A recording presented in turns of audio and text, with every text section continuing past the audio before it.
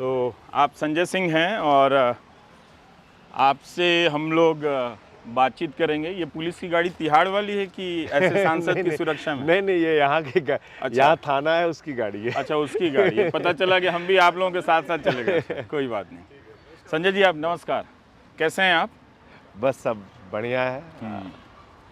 आइए बातचीत करते हैं आपसे।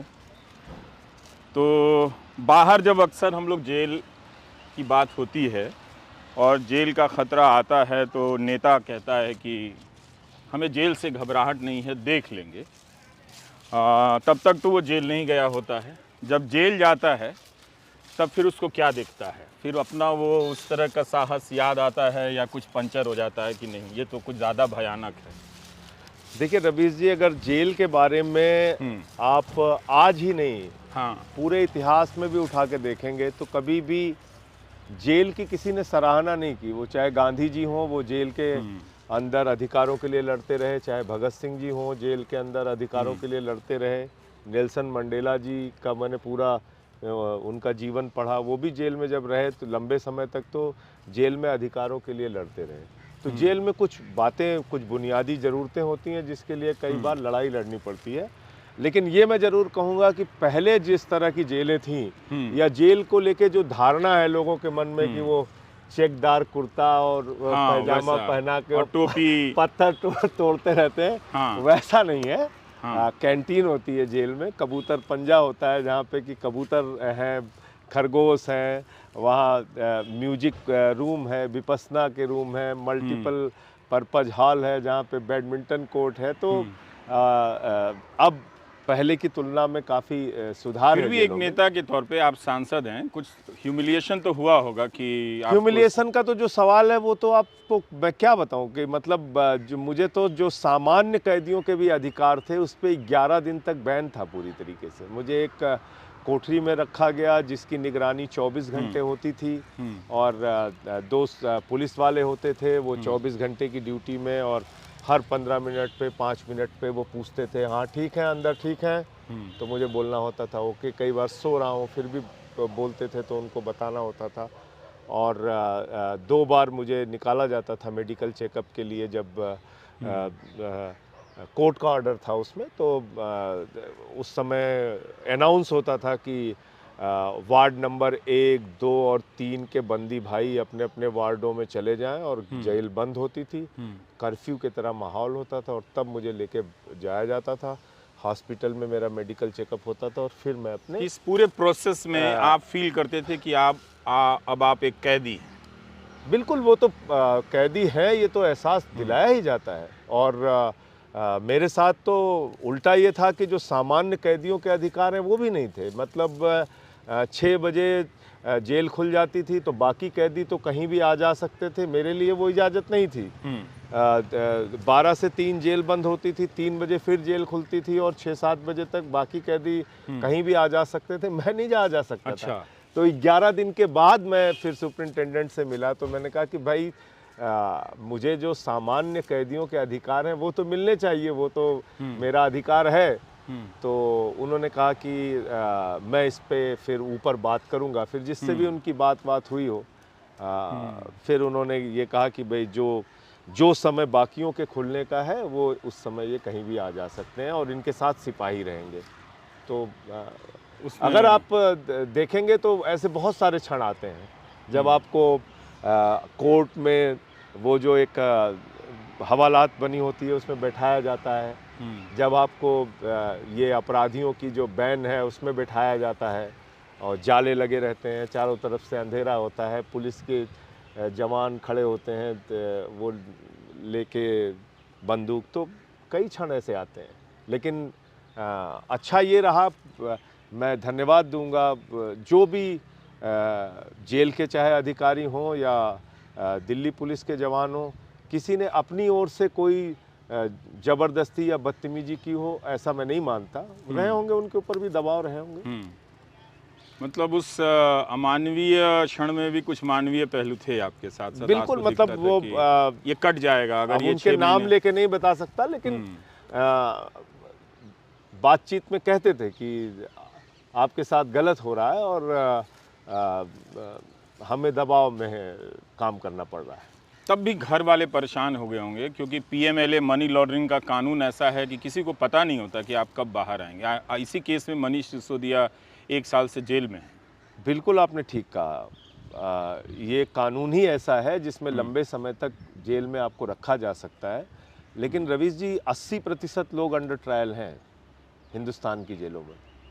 कोई 10 साल से अंडर ट्रायल है, कोई 5 साल से अंडर ट्रायल है, कोई 3 साल से अंडर ट्रायल है। विचाराधीन कैदी 10-10 साल से, सज़ा से ज़्यादा जेल रह गए वो। सजा से ज़्यादा जेल रह गए।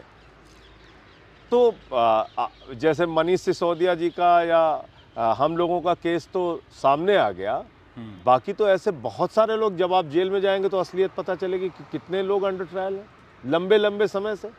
उनकी तारीख पे तारीख ही पड़ रही है। 10-10 साल से जेल के अंदर है, अंडर ट्रायल।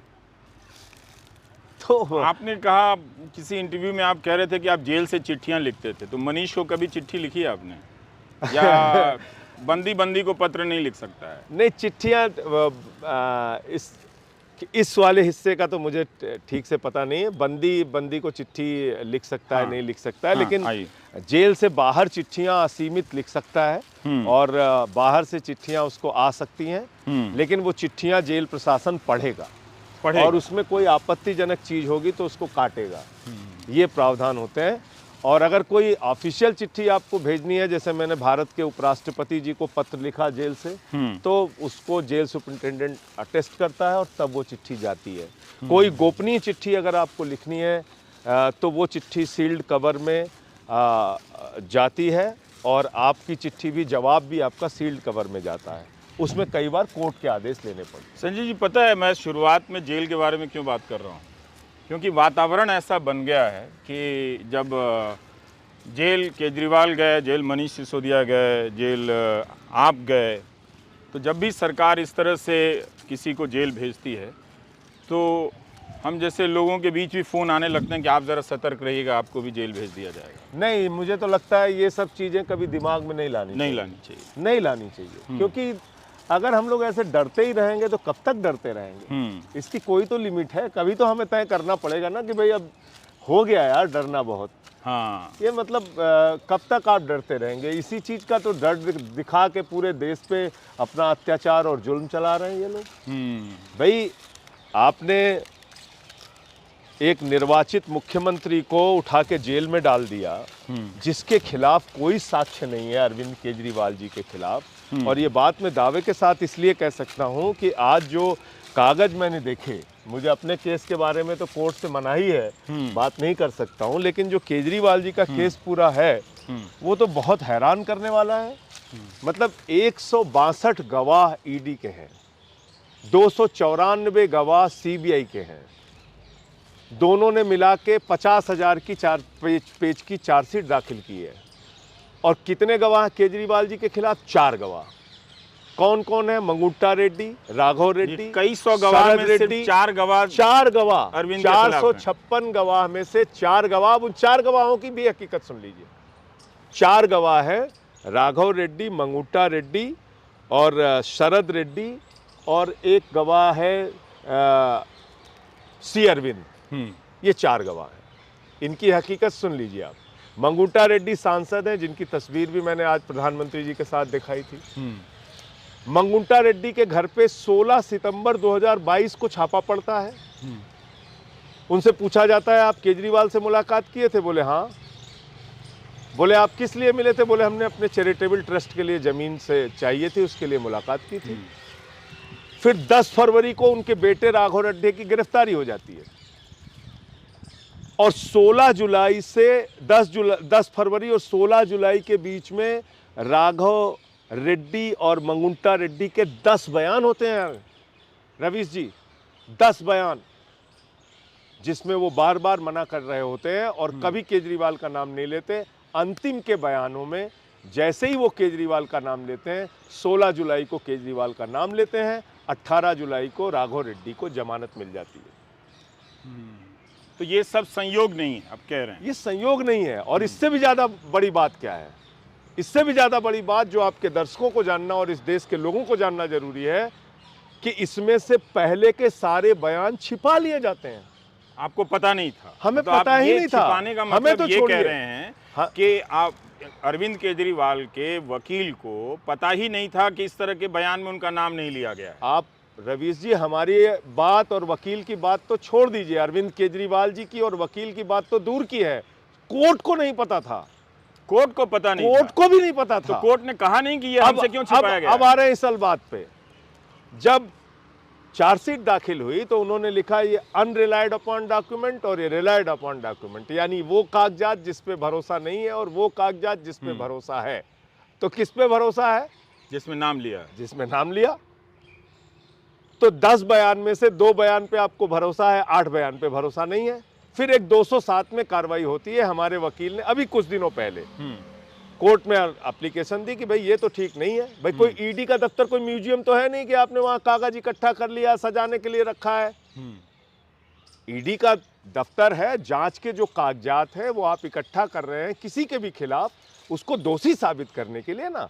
और दोषी कहां साबित होगा? वो अदालत में। तो कागज आपको कहां रखना चाहिए? अदालत में। आपने उसको वहां छिपा के रखा है।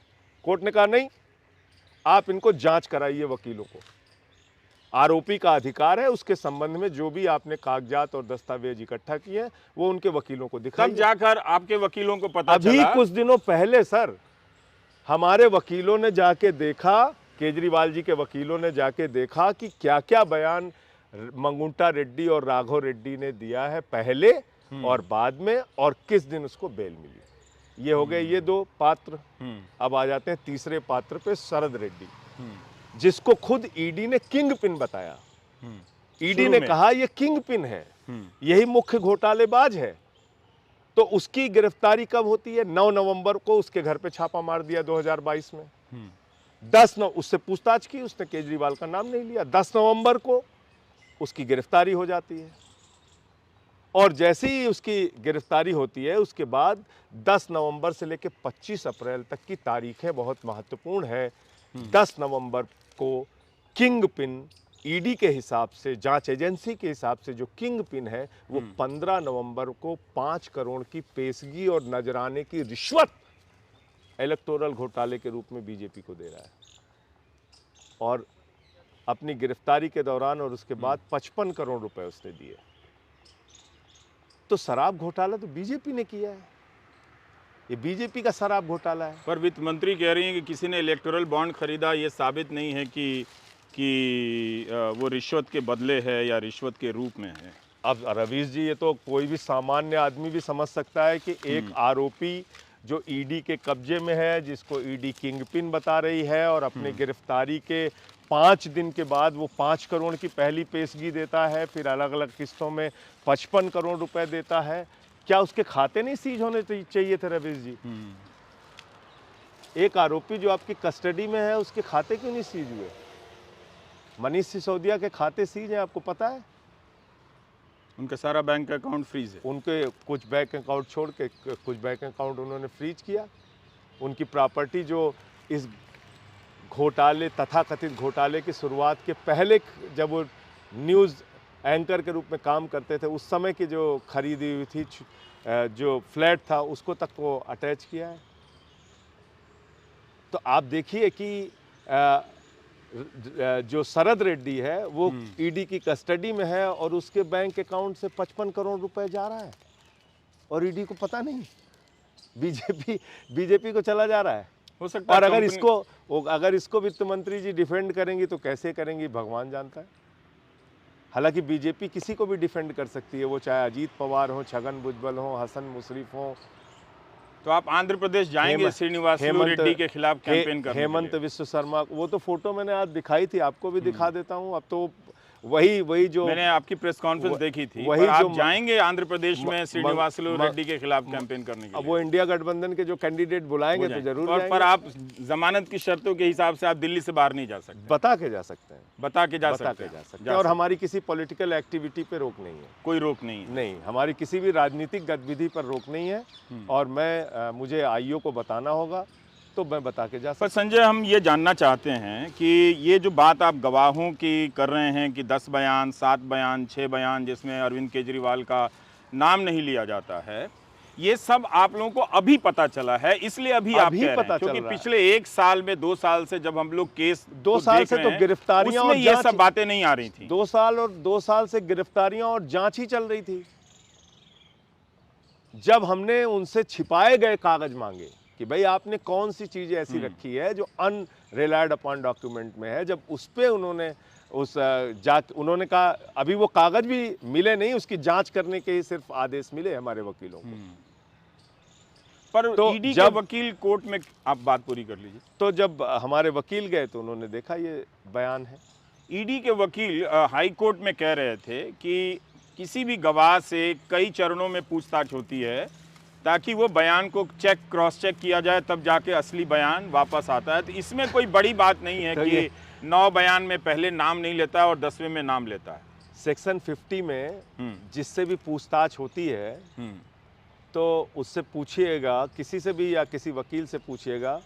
मुझे तो ये कहा गया, मैं अपने केस के बारे में ज़्यादा डिटेल नहीं बोल सकता, लेकिन ईडी का अधिकारी किसी भी व्यक्ति से अगर सेक्शन 50 में बयान लेता है तो कहता है देखो भाई सेक्शन 50 का बयान है, अगर कुछ भी गलत बोलोगे तो तुम्हारे खिलाफ कार्रवाई होगी। अच्छा, तो उसमें तो गलत बयान दे ही नहीं सकता। राजू साहब तो इस बात को जानते हैं, कैसे वो बोल रहे हैं इस बात को।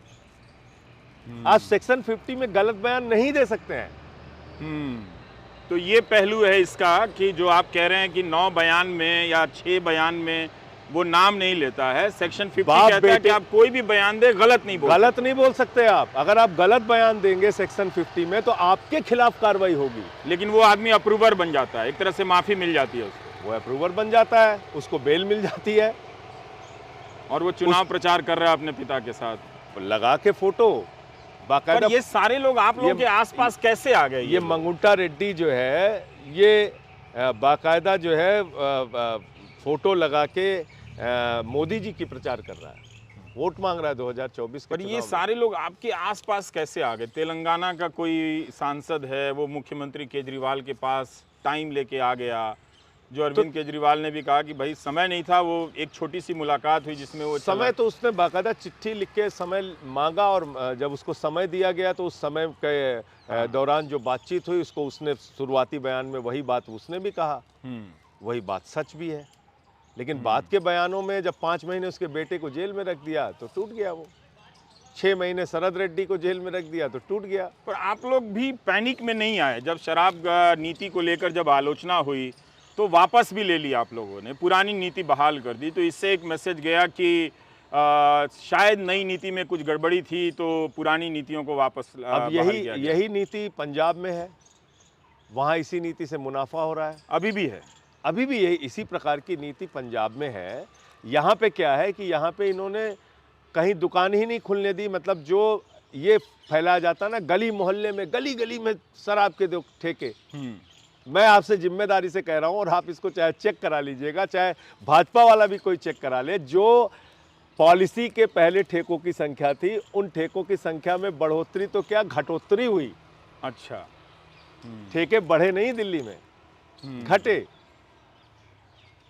तो मेरा ये कहना है कि ये पूरा जो शराब घोटाला है ये ईडी की जांच शुरू होने के बाद शुरू होता है और वो घोटाला सीधे तौर पे अब तो मनी ट्रेल है। 55 करोड़ रुपए बीजेपी वालों को मिला है। कितने बीजेपी के नेताओं से पूछताछ हुई? आप यकीन कर सकते हैं कि 55 करोड़ रुपए किसी पार्टी में आएगा और उसके शीर्ष नेतृत्व को पता नहीं चलेगा? क्या आप भरोसा कर सकते हैं रवीश जी इसको, या इस देश का कोई तो नहीं कर सकता। सामान्य मैं तो इस बात को खुद ही अपने कार्यक्रम में क्वेश्चन कर रहा हूं कि किसी कंपनी ने 55 का रेट पड़ रहा है, वो कंपनी बीजेपी को ही चंदा दे रही है, ये थोड़ा विचित्र है। मतलब और अकेले ये तो खैर मान लीजिए शराब भले ही वो कंपनी किसी और पार्टी को दे रही है, पर इससे ये एक्सक्यूज पूरा नहीं हो सकता है। ये तो सीक्वेंस है ना पूरा रवीश जी। 3.8 लाख करोड़ के ठेके उन कंपनियों को मिले जिन्होंने बीजेपी को चंदा दिया। ये तो सर्वविदित सत्य है आज की तारीख में कि जिन पे ईडी और सीबीआई के छापे चले उन्होंने बीजेपी को चंदा दिया। ये तो अब ओपन हो चुका है ना, अब इसमें कोई बहस की तो गुंजाइश नहीं बची। और उसके लिए तो धन्यवाद देना पड़ेगा देश के मुख्य न्यायाधीश को कि उनके आदेश के बाद, 5 जजों के आदेश के बाद ये पूरा इलेक्टोरल बॉन्ड का घोटाला सामने आया। तो नहीं तो आप लोग भी अंधेरे में रहते, आपके पास भी तर्क नहीं थे इसको काउंटर करने के लिए। नहीं थे, तब हम कहते कि जांच हो रही है, या आज हम नहीं बोल पाते आपके सामने, या जो ये अभी जो बयान छिपाया था, अगर गवाहों हमारे के। हाँ, जो गवाहों के बयान छिपे हुए थे, ये बयान आप जेल से बाहर आए तो आप बहुत तैयार स्पीच के साथ भाषण दे रहे थे, तो लिख कर लाए थे क्या वहाँ? एकदम, मैं तो कभी लिख के भाषण देता ही नहीं, नहीं। आप जानते ही हैं। कभी कोई पॉइंट वैसे लिख काफी लिया तो गुस्से में गरज रहे थे आप। जब मैं जेल से निकला तो ये आप कह सकते हैं कि 6 महीने की वो जो जेल की यात्रा रही, उस दौरान हर दिन कुछ ना कुछ सोचता रहता था। और जैसे इतनी सारी किताबें पढ़ने का जो मौका मिला, शायद 6 साल में भी नहीं पढ़ पाता मैं, तो उन लोगों को पढ़ने के बाद भी एक मन में अलग तरह से उत्साह, एक अलग तरह से ऊर्जा बढ़ती रहती थी। और वहाँ पे फ़ोन भी नहीं था, दिन में सोने के लिए भी मिल जाता था, तो एक पूरा सोचने का, आत्मचिंतन करने का मौका मिला। और ये लगा कि ये जेल से, मुकदमों से, लाठियों से, इन चीज़ों से डर के हम लोग कब तक दबते रहेंगे? कुछ तो सीमा होगी। और अगर ऐसे ही हम लोग डरते रहेंगे तो ये तो पूरे देश की सरकारों को ही ख़त्म कर देंगे विपक्ष के।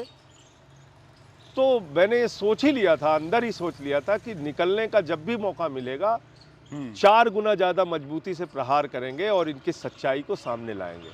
और जिस दिन मैंने जेल से बाहर कदम रखा, मैंने पलट के उस गेट को देखा, फिर आसमान को देखा, और फिर 300 कदम जो तय किया बाहर आने तक में, उस दौरान मैंने सोच लिया कि अब निकल के पहला काम यही करना है। क्योंकि ये हम बता दें कि ये छोटा ट्रैक्टर है और ये नॉर्थ एवेन्यू है, सांसदों के घर का इलाका है, राष्ट्रपति भवन है, तो यहाँ घास की कटाई और पत्तों की सफाई छटाई चलते रहती है, तो उसी की आवाज़ है जी। हाँ, तो जो वो 300 कदम तय किया, तो मैंने उस समय ये फैसला कर लिया कि नहीं, बाहर निकल के और जो इनका पूरा सच है और तेवर और मजबूती के साथ इनसे लड़ना है। कहीं भी ये मैसेज नहीं जाना चाहिए कि इनसे हम लोग डर गए या झुक गए। क्योंकि एक दिन पहले मैं, क्योंकि टीवी तो वहाँ थी और चैनल भी दिखते थे समाचारों के, तो मैंने देखा कि कुछ उसमें जबरदस्ती की एंगल खोज के हाँ, कि किसी मास्टर स्ट्रोक की कृपा के तहत आप बाहर आए हैं उसमें और आम आदमी पार्टी में बगावत करने वाले हैं। चिन्ह बना के और बिंदी लगा के और ऐसी खबरें चला रहे थे। मैंने कहा ठीक है, कल ही का मौका है, अच्छा है कि आज मैं देख ले रहा हूँ इस चीज को। तो आप एक तरह से अपने भाषण में उन आशंकाओं और अफवाहों को भी काउंटर कर रहे थे। तुरंत पूर्ण विराम लगाया मैंने, और सीधे जेल से निकलने के बाद अरविंद जी के घर पे गया, वहाँ पे सुनीता भाभी से मुलाकात किया, और उसके बाद फिर मनीष जी के घर गया, पार्टी ऑफिस आया। तो सारी चीज़ें जो थी उसको सामने रखा। और ये हकीकत है कि संजय, आपको थोड़ा तो कैसे एहसास हुआ होगा, इसको महसूस कर पाए होंगे कि ये सरकार कहाँ तक जा सकती है? बहुत बुरे हद तक जा सकती है, मतलब जिसकी आप कल्पना भी नहीं करेंगे वहाँ तक जा सकती है। बहुत बुरे हालात हैं, मतलब क्या बताएं आप। बहुत बुरा लग रहा था जब मैं टीवी में देख रहा था कि कैसे जो है अचानक 6:50 पे ये घोटाला सामने आता है और 7:14 पे ईडी पहुंच जाती है, और 2.5 घंटे की पूछताछ के बाद केजरीवाल जी को पकड़ के वैन में बिठा के और लेके चले गए। अंदर से लग रहा था कि आखिर ये हो क्या रहा है। देश की राजधानी दिल्ली में जो 3 बार के चुने हुए मुख्यमंत्री हैं, प्रचंड बहुमत से चुने हुए मुख्यमंत्री हैं, बिजली पे, शिक्षा पे, स्वास्थ्य पे, ये तो डाटा कहता है ना खुलेआम कि हमने कितना अच्छा काम दिल्ली के लिए किया।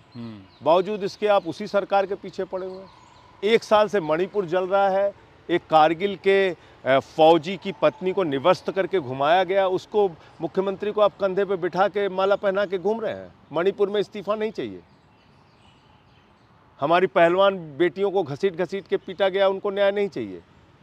देश के गृह राज्य मंत्री का बेटा किसानों को कुचलते हुए पूरे देश ने देखा, वो देश के गृह राज्य मंत्री रहेंगे। और केजरीवाल को फर्जी मामले में गिरफ्तार करो और उनको तुरंत इस्तीफा दे देना चाहिए। पर यही तो कहा जा रहा है कि आप लोग भी मांग करते थे कि जब इस आरोप लगते थे तो इस्तीफा दे दीजिए, तो आपको भी देना चाहिए जब आरोप लगे तो ये तो एक आरोप तो हमेशा ही फर्जी होते हैं और असली भी हो सकते हैं। उस समय हमें नहीं पता था कि एक अरविंद केजरीवाल जी को गिरफ्तार करने के लिए ऐसी साजिश करके केस बनाने वाली सरकार आएगी। पहले एक मुख्यमंत्री को किया, फिर दूसरे मुख्यमंत्री को किया, कल को भगवंत मान को कर लेंगे, फर्जी मुकदमा करके ममता बनर्जी को, सिद्धारमैया को, रेवंत रेड्डी को और स्टालिन को, विजयन को, ये तो सबको पकड़ के अंदर कर देंगे। 2 फर्जी मुकदमा ही तो लिखना है रवि जी, और क्या करना है, अरेस्ट करके जेल। और देखिए ये जो बात है कि भाई कानून सबके लिए बराबर है, ठीक है, तो फिर कानून तो प्रधानमंत्री जी के लिए भी बराबर है। तो 4 दरोगा पहुंच के पंजाब से उनसे पूछताछ करने लगेगा। तो इसलिए मैं समझता हूं कि पर क्या हेमंत सोरेन ने गलत किया इस्तीफा देके? मैं समझता हूं कि आज के समय की जो चुनौतियां हैं, हो सकता है उसका अंदाज़ा उनको नहीं लग पाया होगा, लेकिन आज की समय की जो चुनौतियां हैं, इस हिसाब से अगर हम लोग इस्तीफ़ा देते रहेंगे तो इनके लिए रास्ता आसान होगा, इनका मन बढ़ेगा। इनको तो लगेगा ठीक है, ये तो अच्छा तरीका है, 4 फर्जी मुकदमा लिखो, गिरफ्तार करके जेल में डालो, और जब भाई मुख्यमंत्री जेल में चला गया तो पार्टी तोड़ने में आसानी। तो हेमंत सोरेन को भी जेल जाना चाहिए था बिना इस्तीफा दिए हुए? जाना चाहिए था, और आगे भी अगर ये लोग करते हैं तो मैं तो ये कहूँगा कि नहीं देना चाहिए, लड़ना चाहिए इनसे। तो फिर मनीष सिसोदिया ने क्यों इस्तीफा दिया? अब ये बढ़िया सवाल आपने पूछा। देखिए क्या है कि आज की तारीख में मुख्यमंत्री के तौर पे सरकारी विभागों को मॉनिटर करना, देखना, ये केजरीवाल जी शुरू से करते रहे, लेकिन विभाग मुख्यमंत्री के पास, चाहे वो स्वास्थ्य का हो, शिक्षा का हो, कोई विभाग उनके पास नहीं है।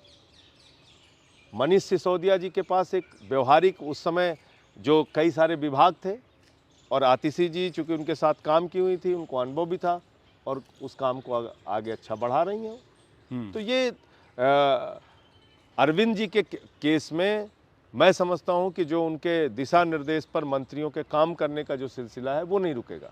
वो नहीं रुकेगा, और ज़रूरत नहीं है, इसलिए कि उनके पास पोर्टफोलियो नहीं है। पोर्टफोलियो नहीं है। और दूसरी चीज़ मैं और भी आगे बढ़ के अगर कहूँ तो इसी जेल में सुब्रतो राय सहारा को इंटरनेट, फ़ोन, ऑफिस, मीटिंग करने का अधिकार, और मीटिंग करने वालों की गाड़ियां अंदर जाने का, यहाँ तक का अधिकार कोर्ट से ऑर्डर मिला था। कोर्ट से ऑर्डर मिला था। चंद्रा ब्रदर्स के मामले में भी ऐसा ही था कि उनको भी ऑफिस का इंतजाम मिला था।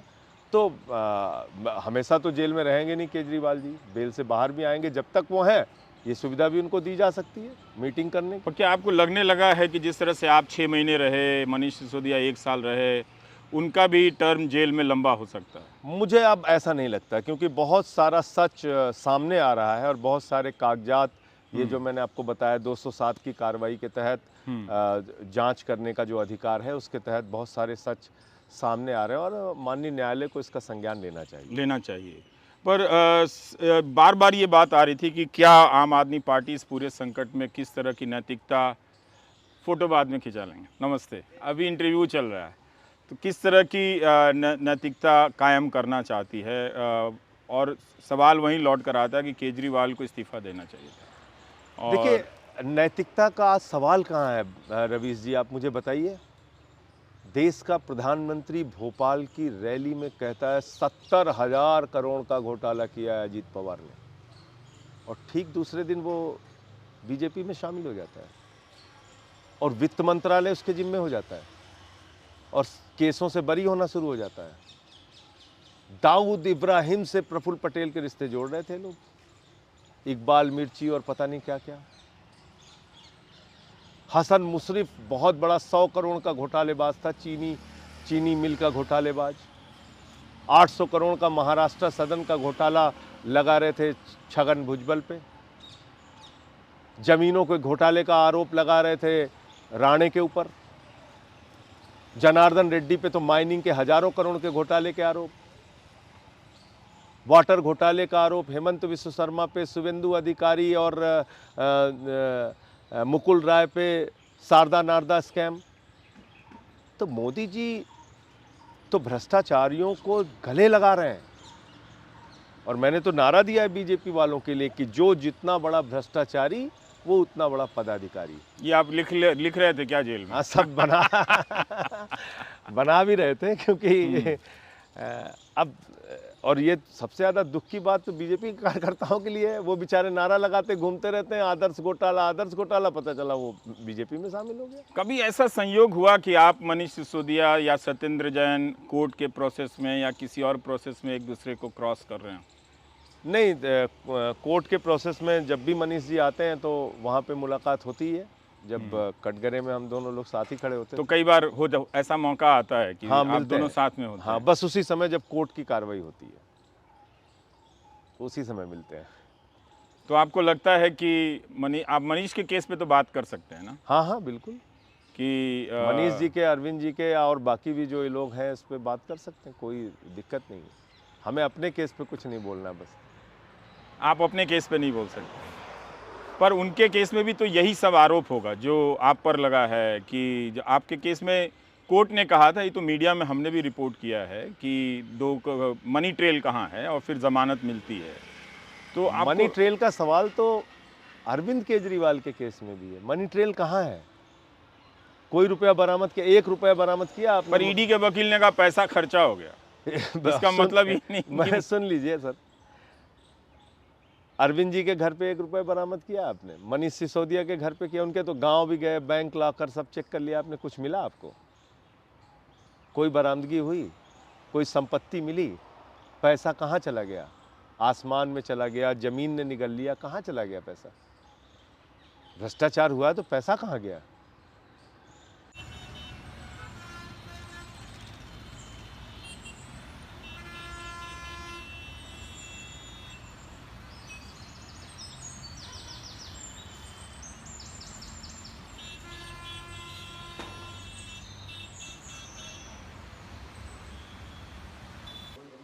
तो हम बाहर से भीतर इसलिए आ गए कि मधुमक्खियां हम दोनों पे मेहरबान हो गई। तो चलिए, कुछ तकलीफ जेल के बाहर भी होनी चाहिए। हाँ, हाँ, हम ये अब हम बातचीत को ख़त्म भी करना चाहते हैं।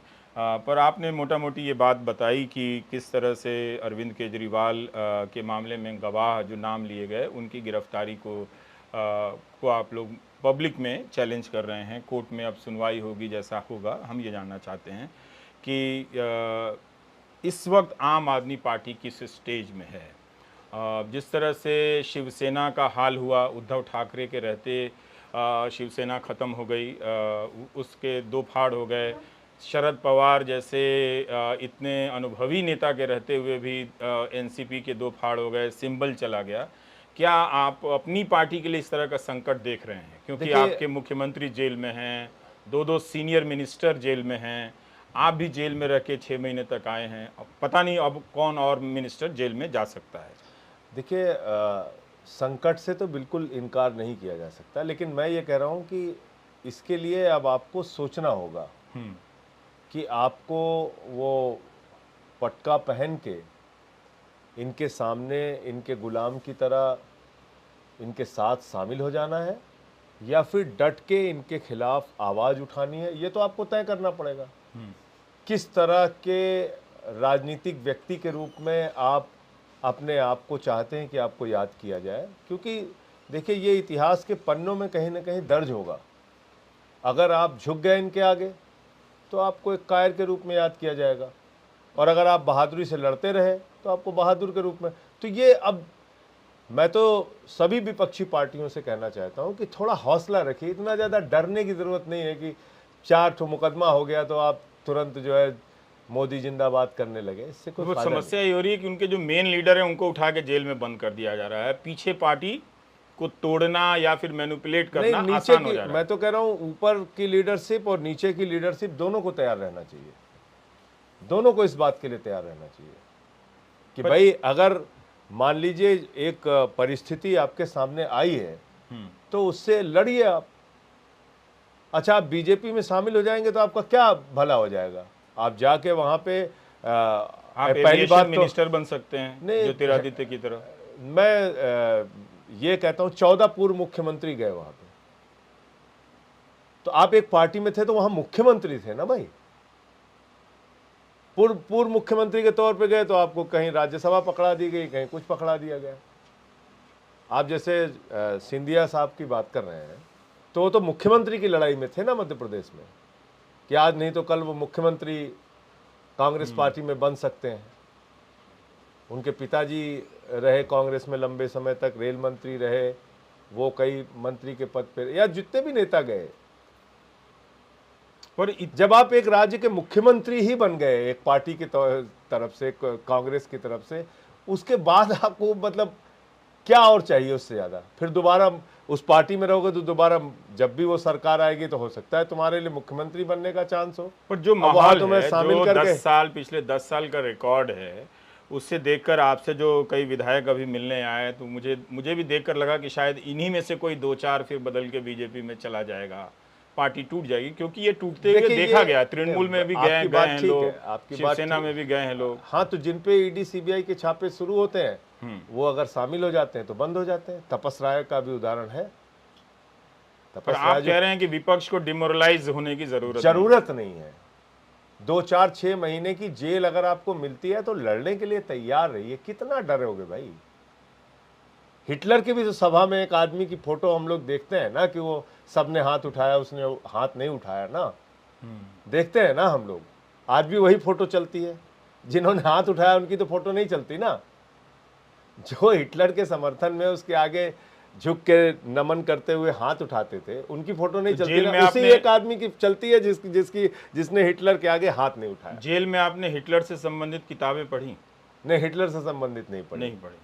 एक किताब मुझे भेटी, केवल लड़का वो खड़ा भी है, प्रिंस, इसने भेजा था हिटलर की तानाशाही, लेकिन वो समय नहीं मिल पाया, मैं नहीं पढ़ पाया उस किताब को। तो किस तरह की किताबें थी? मतलब लोकतांत्रिक अधिकारों वाली किताबें? ज्यादातर वही थी, ज्यादातर आज़ादी के आंदोलन से जुड़ी हुई किताबें थी। जैसे नेल्सन मंडेला जी का पूरा इतिहास बहुत विस्तार से पढ़ने को मिला और बहुत प्रेरणा मिली उनसे कि एक आदमी इतने लंबे समय तक जेल में रह के भी नहीं टूटा। उनके सामने भी बहुत समय ऐसे प्रस्ताव आए।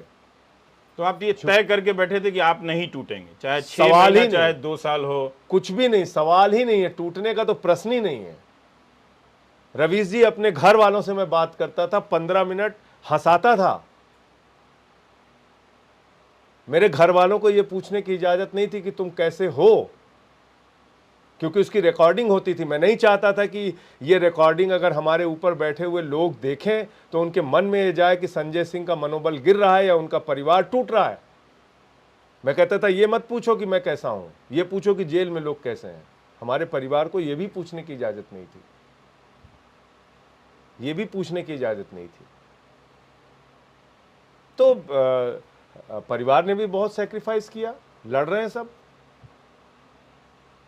मैंने तो उस जेल की यात्रा में जो किताब पढ़ी, शहीद आजम भगत सिंह पर, भगत सिंह और क्रांति का साक्ष्य, उसमें एक जिक्र है किताब में घटना का कि भगवती चरण बोरा जी की शहादत हो जाती है जब वो बम का टेस्ट करने के लिए जाते हैं। दुर्गा भाभी के पति हैं वो, और उनकी 3 साल का छोटा बच्चा है सची। और दुर्गा भाभी को शहीद आजम भगत सिंह के साथ पत्नी बन के, उनकी वेश बदल के, वो एक अंग्रेज अफसर का कोट और उस तरह का वेश पहन के, और दुर्गा भाभी उनकी पत्नी बन के उस बच्चे के साथ उनको जाना है कलकत्ता, उनको छोड़ने के लिए, भगत सिंह जी को छोड़ने के लिए। इस बात की योजना बनती है। तो भगत सिंह भावुक हो जाते हैं, कहते हैं आपके पति नहीं है, उनकी तो शहादत हो चुकी है, और ये जो काम आप करने जा रही हैं दुर्गा भाभी, ये इसमें बहुत खतरा है, आपकी मृत्यु हो सकती है, और ये आपका जो छोटा बच्चा है ना, ये सची, इसकी भी मृत्यु हो सकती है। तो दुर्गा भाभी ने पलट के जवाब दिया कि भगत सिंह, तू भी तो किसी का बेटा है। ऐसे लोगों ने हिंदुस्तान के लिए लड़ाई लड़ी। पर उस हिंदुस्तान में प्रफुल्ल पटेल भी तो है ना? हाँ, तो है। तो प्रफुल्ल पटेल अपने रूप में याद किए जाएंगे, भगत सिंह सदियों सदियों तक याद किए जाएंगे। तो आप ये एक स्पष्टता से समझ गए हैं कि, स्पष्टता से समझ गए हैं कि अगर आपको भाजपा के और मोदी के शासन में रहना है, जीना है, अपनी आवाज उठानी है, तो सबसे पहली शर्त है उसकी कि आप यातना झेलने के लिए तैयार रहिए। और आपको याद होगा, मैंने कोर्ट के बाहर कहा था, मैं नरेंद्र मोदी की यातना का पैमाना चेक करना चाहता हूं।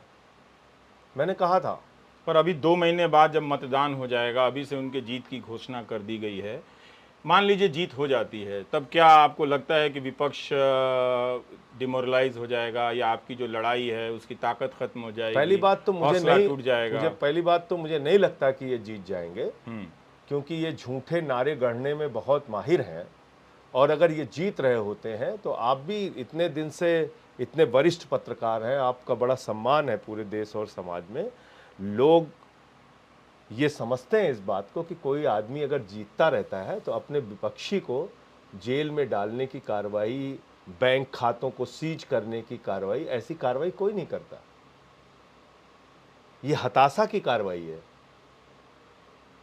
सैचुरेशन पॉइंट पे थी बीजेपी। फिर भी अगर जीत रही नहीं, है मैं तो आपको लगता है कि आप लोग लंबी लड़ाई लड़ पाएंगे?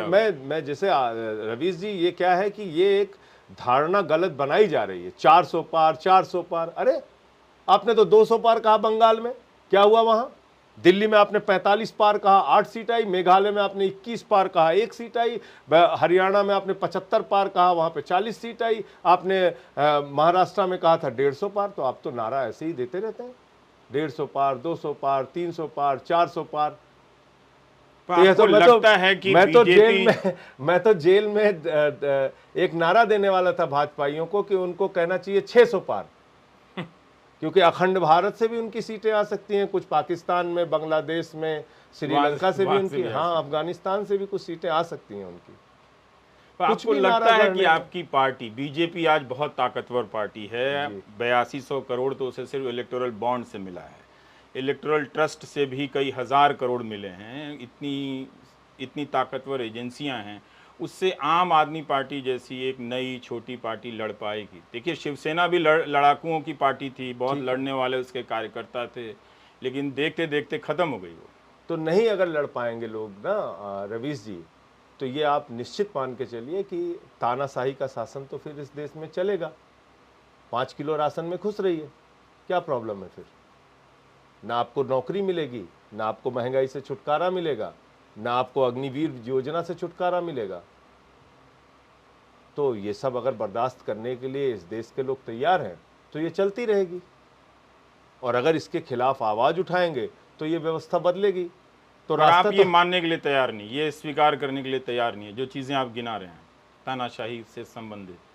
मैं तो पार्लियामेंट में भी बोलता रहा, मणिपुर के मुद्दे पे बोला तो मुझे सस्पेंड करके बाहर कर दिया। पर आप कहते थे कि अडानी के खिलाफ बोल रहा हूं इसलिए मुझे टारगेट किया जा रहा है। तो अडानी के खिलाफ बोला नहीं क्या रवीश जी? कोई एक भी चीज ऐसी रही हो जिसको मैंने प्रेस कॉन्फ्रेंस करके या पार्लियामेंट में उठा के या पब्लिक के बीच में जब मीटिंग होती थी नहीं बोलता था क्या?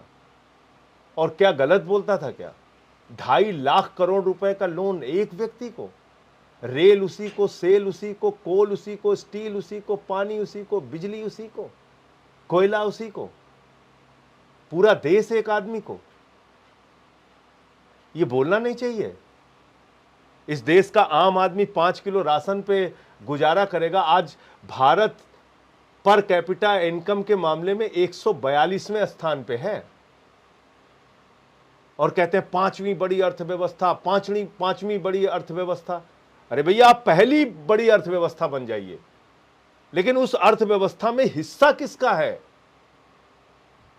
क्या आम आदमी के पर कैपिटा इनकम में आपने कोई सुधार किया? क्या उसकी आमदनी बढ़ी? आप 5वीं बड़ी अर्थव्यवस्था में चंद लोगों को चुन चुन के उनके नाम पूरा देश करते जा रहे हैं और बातें इतनी बड़ी बड़ी करते हैं। 82 करोड़ लोगों को 5 किलो राशन क्यों दे रहे हैं आप? अगर आप इतने शक्तिशाली आर्थिक रूप से आपने भारत को बना दिया है तो 82 करोड़ लोग इस देश में 5 किलो राशन पर जीने के लिए मजबूर क्यों हैं? और आपका मित्र जो है उसको तो आपने सब कुछ सौंप दिया भाई। रेल ले लो, सेल ले लो, कोल ले लो, बिजली ले लो, पानी ले लो। एक आखिरी सवाल है, आपकी पार्टी बनी रहेगी, टूटेगी नहीं? बनी रहेगी। और मैं सबसे अपने कार्यकर्ताओं से निवेदन करना चाहता हूं और ये कहना चाहता हूं कि हौसले से रहिए, ये सब तो चलता रहता है। आपको तय करना है भाई कि आपका नाम किस रूप में दर्ज किया जाएगा, ये आपके अपने हाथ में है।